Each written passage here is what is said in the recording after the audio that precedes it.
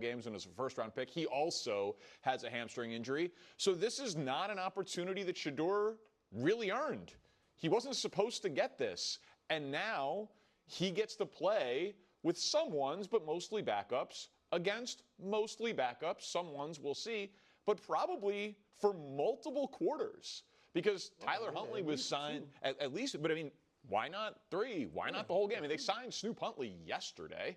So in theory, you could play Shedeur Sanders for all 4 quarters, and it would be a totally reasonable thing to do for a 5th-round pick. So this is an audition for Shedeur, for the Browns and the league. Saying he didn't earn it. Because, again, and we don't know what the numbers mean, but he's obviously been solid in practice. Dylan Gabriel has had his issues. Kenny Pickett is legitimately hurt. And then Flacco, you understand. Well, I think what he's saying is that with if everyone were healthy, the Browns have said that Shedeur is still 4th string.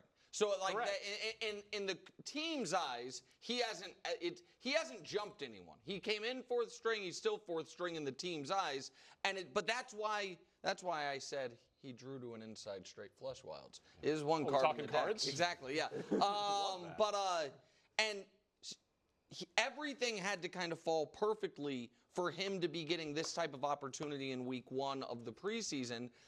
It is, this, sorry to be cliche, there is an element, and we'll see on Friday, of be careful what you wish for. Yeah. Like, he has the opportunity that I did not think was going to exist this early to greatly change in either direction his perception amongst, the teams, because he's not just playing for the Browns.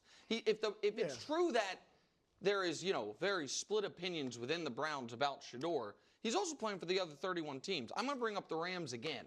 If Stafford's injury is significant and they think he's going to miss time, you can't have Jimmy, even if he's good Jimmy, he's in body betrayed him, as your only healthy quarterback other than Stetson Bennett, who's Dylan Gabriel's size. Greg, here are the 2 oddly polar opposite conversations that are happening online. I was like, oh, I'll get Greg's take on this.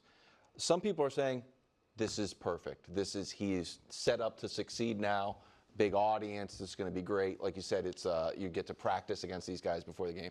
And then another side, like, he's actually being set up to fail.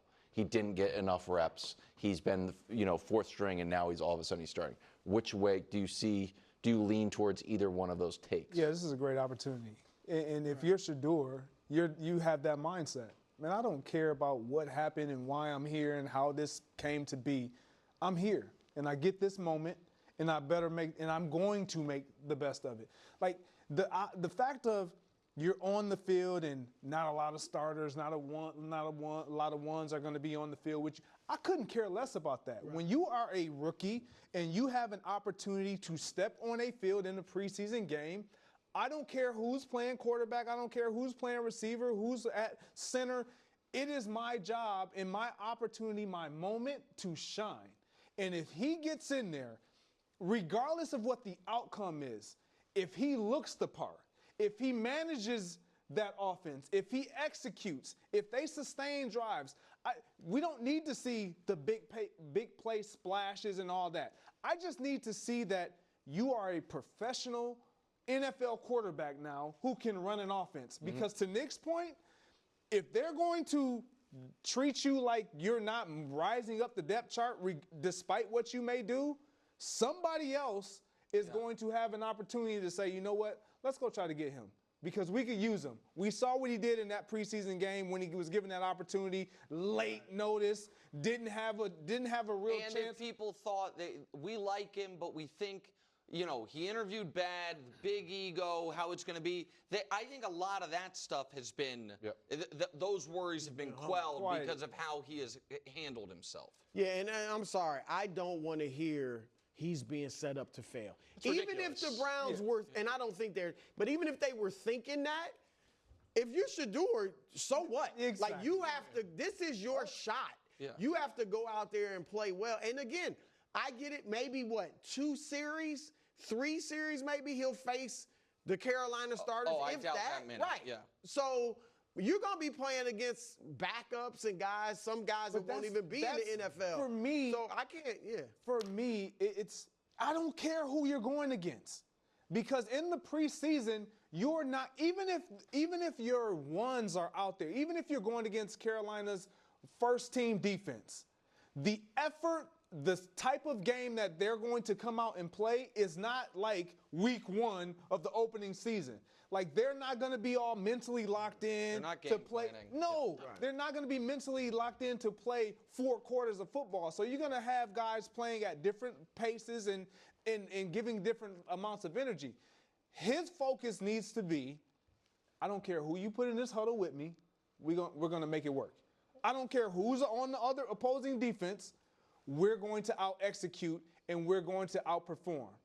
Period. Well, and this idea, too, like sabotage, not fair. He's a 5th-round pick.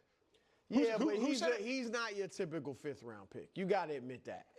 Because of us, though. Because of the he did have some success at Colorado. Like, and most people did. Now, apparently, nobody in the NFL. Well, that's kind of what matters at this point. Most people thought he was going to be a 1st-round pick. But what matters is what the NFL thought of him. Like, there's a real chance that this is Shedeur Sanders' only opportunity in this preseason. There's 3 games. They have 4 quarterbacks on the depth chart. This is his shot.